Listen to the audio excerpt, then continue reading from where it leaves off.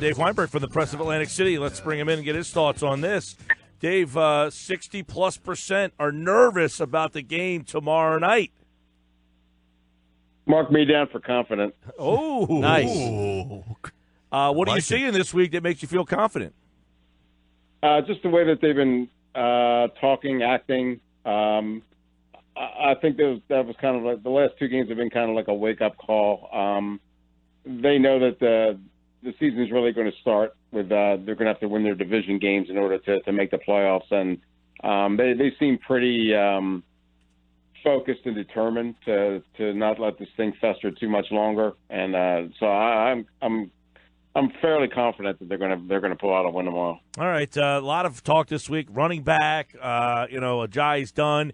In your mind, Dave, is running back the number one area of need? Like if Howie Roseman was going to pull the trigger, should it be for a running back, or is there something different that you think they need to add? I'm not so sure about running back. I mean, the four guys that they have, one Sproles is going to come back next week, I believe, against Carolina, so they'll have him. But I think Corey Clement has proven that he can handle a bigger role if they give it to him. And I think Wendell Smallwood's playing much better this year than he was last year.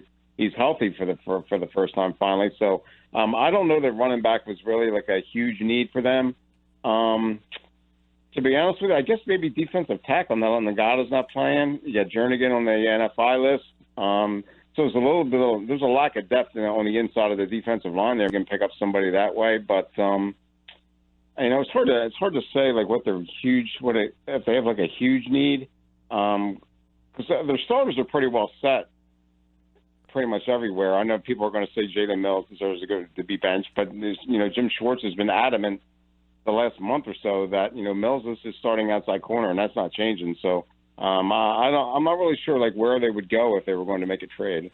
Forget the trade for just a second and look at the backs that you mentioned and the game plan for Thursday night. How much have you seen, or at least been discussed, addressing the clear lack of ability, it seems like, for running backs to protect Carson Wentz in pass protection? Yeah, that's a concern, but I think they're more worried about the running backs running the ball. They want a more balanced attack, and that'll kind of take some pressure off of Carson. If the defenses have to respect the run, I think that'll help them immensely. And I think Corey's more than able to do that. I think he's a pretty good pass protector too. When he gets the opportunity, he missed last game. He missed the last two games, really. I mean, he was in uniform and didn't play last week. So I think having him back there will really help pass protection. Are you confident that Corey Clement can be the guy that gets majority of the carries, that can be the workhorse running back for this team if they do not add another piece externally?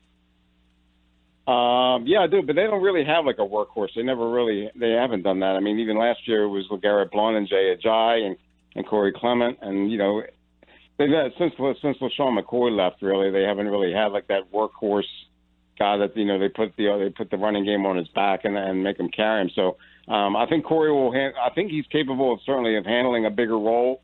I mean, I wouldn't be opposed to seeing him getting like 15, 20 carries, but I think. People are kind of sleeping on Wendell Smallwood. I think he's really, now that he's healthy, I think he's a pretty big piece to that offense, and I wouldn't surprise to see him get some more carries too.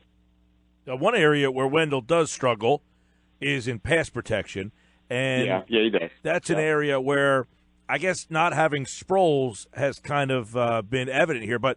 They didn't have Sproles last year. Who was I'm trying to think, like, Blunt wasn't a great pass protector either last year. That was kind of Corey Clement who kind of morphed into that role, right? Correct. Yep. He's the best. He's the best of the lot as far as protecting Carson goes. And like I said, having him back out there 100% now, I think that's going to be a big asset for them. Let me ask you, we've been kind of – Carson needs to stop holding on to the ball for 35 seconds too. I think that might help a little bit. Is that just because he's, rusty? Is that because of why do you think that's been a problem?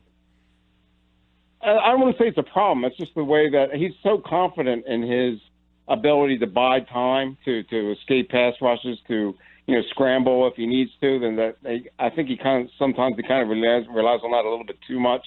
Whereas not to compare the two because Carson's certainly better, but Nick Foles didn't hold on to the ball at all. I mean, the ball was in his hands and it was out like that. Same thing like the way Eli Manning plays too. So if he can just maybe take a page or so out of that and maybe stop.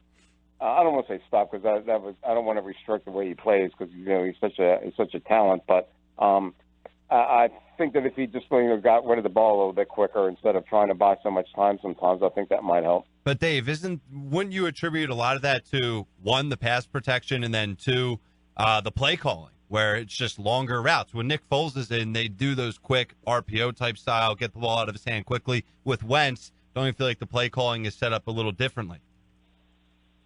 Could be, yeah. I mean, to be honest with you, like I said, as far as the play calling is concerned, I want them to run the ball more. I want them to have more balance. I don't know why Doug has done that. Hasn't done that. I mean, I understand they fell behind on Sunday, but the week before they had a 14-point lead and still abandoned the run. So I'm not quite getting his thinking on that. But yeah, there is some truth to that they do run different plays, but. You saw it last year. I think Doug just tries to tailor plays to each quarterback's strengths, and that was Nick's strength. And I guess he figures Carson, has a stronger arm, so maybe he wants to throw the ball more. But I mean, they really haven't been throwing the ball downfield much. But I guess I could see them like maybe shortening the routes a little bit, and then that might create some more. He wouldn't be holding the ball for so long. Well, how much of this concern that you have about holding the ball is based on the injury and coming back from that? Meaning, and I know it's a little bit of a cheat question, but if we're talking about just the game plan, the execution that we've seen for a couple of weeks with Carson Wentz, and you don't have him coming back from that season-ending injury last year, is it still as much of a concern? Or are we talking more, Dave, about this being a weapon that Carson can extend plays and Doug should be using it more creatively? Oh, yeah, it's definitely a strength of his, and he's all the way back. I mean, there's no concerns about his knee or anything.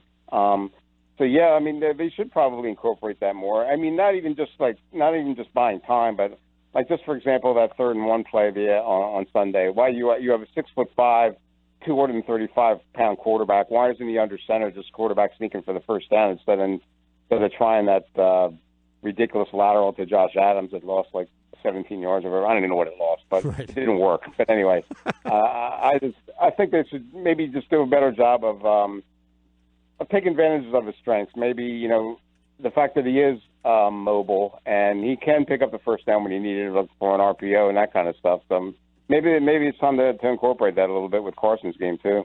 All right, tomorrow night you can see the game, listen to the game live here on 97.3 ESPN. Dave, you sound confident at the beginning. It sounds like you're going Eagles. Oh, yeah, definitely. Yep. All right. Yeah, no, I just don't. I think the Giants are done. I do. I think that was they give their best shot on Sunday. It didn't work out. I think they're going to implode. All right. From your lips to Eagle fans' ears, Dave Weinberg from the Press of Atlantic City, right here on the Sports Bash here on the Boardwalk Honda Hotline. Thanks, Dave.